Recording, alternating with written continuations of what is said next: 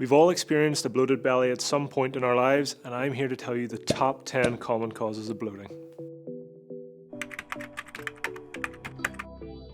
Hi, I'm Wright, an accredited nutritionist, and I specialise in helping people all across the world achieve their goals without any silly fad diets. Bloating itself is a subjective feeling and can vary in degree from person to person and instance to instance. While bloating can be a completely normal response in certain situations, there are experiences of bloating that can become very uncomfortable and even affect a person's physical, mental, and social well-being. I like to break down the severity of bloating into 3 general types that people may experience.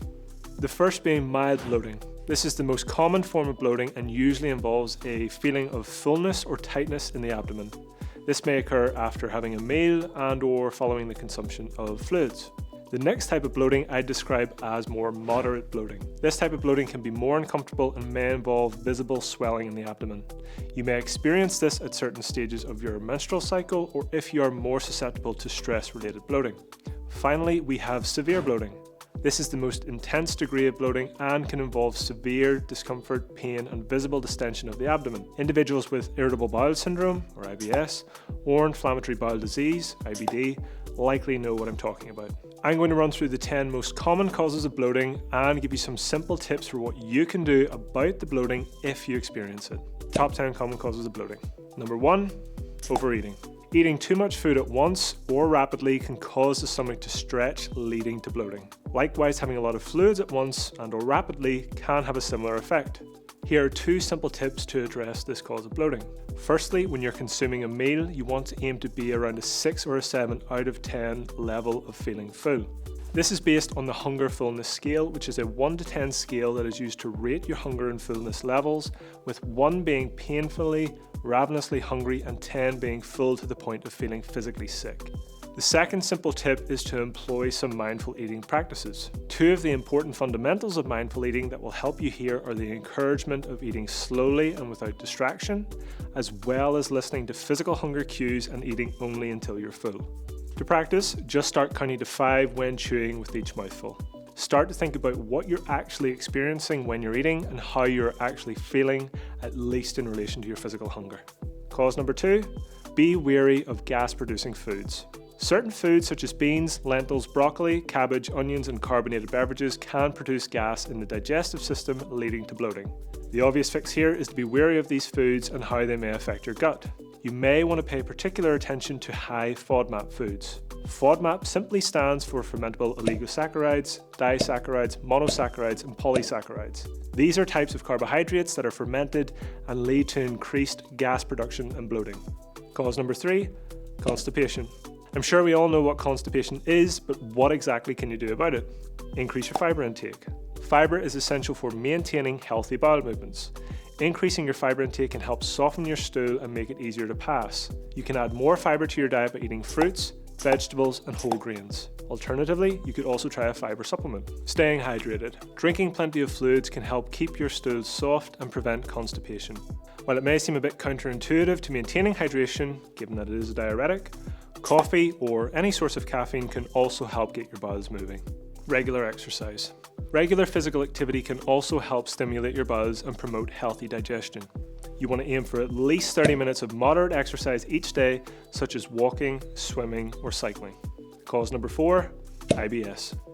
IBS is a condition that affects the digestive system and can cause symptoms such as bloating, abdominal pain, and changes in bowel habits. There are many different approaches to address IBS, but I would recommend working with a specialist dietitian, accredited nutritionist, or your GP to firstly identify what leads to your individual IBS flare-ups, and then put in place a range of strategies to deal with that and/or avoid flare-ups in the future. Cause number 5, the menstrual cycle. Many women experience bloating during their menstrual cycle due to hormonal changes. This is likely due to the shifting hormonal environment's effect on water retention and a change in the rate of gastric emptying. Just prior to menstruation, there is a surge in the hormone progesterone, which impairs gastric motility, often leading to constipation and bloating. You could easily apply some of the same tips here used to tackle constipation. A black coffee works wonders for getting things moving. Cause number 6, food intolerances. Some people may be intolerant to components found in certain foods, such as lactose or gluten, which can cause bloating. Keeping a food diary to determine which foods contribute to your bloating would be a good start.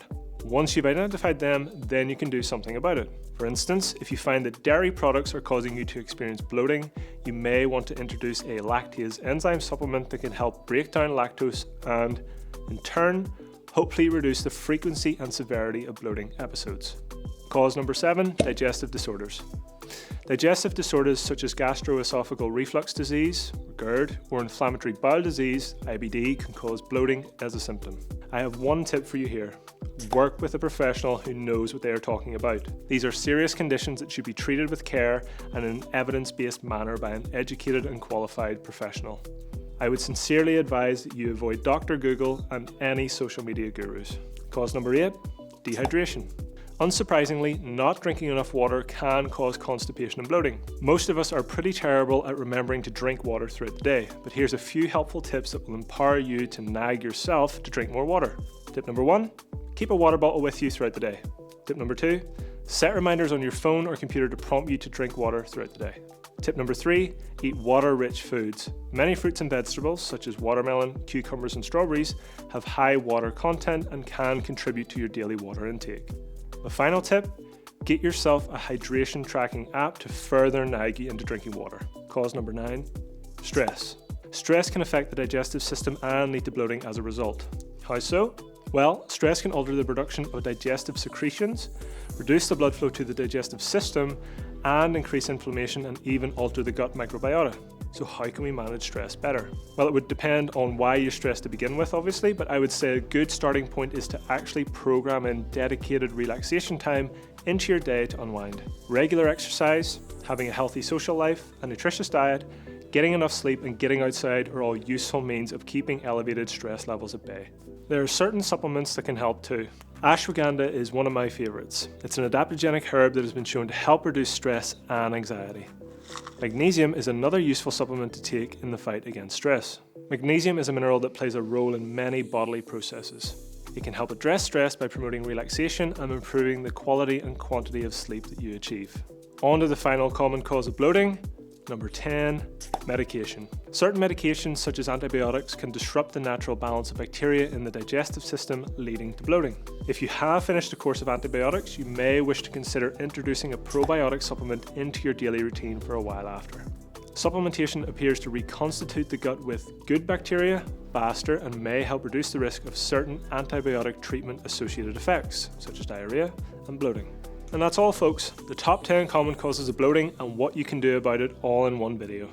I appreciate that this is a lot of information in the one video, but hopefully you can grab 1 or 2 useful strategies to help address your bloating if you do experience it. And finally, don't forget to like this video and subscribe to the Myprotein YouTube channel for more helpful content, and be sure to keep asking the team questions so we can keep providing you with more evidence-based answers.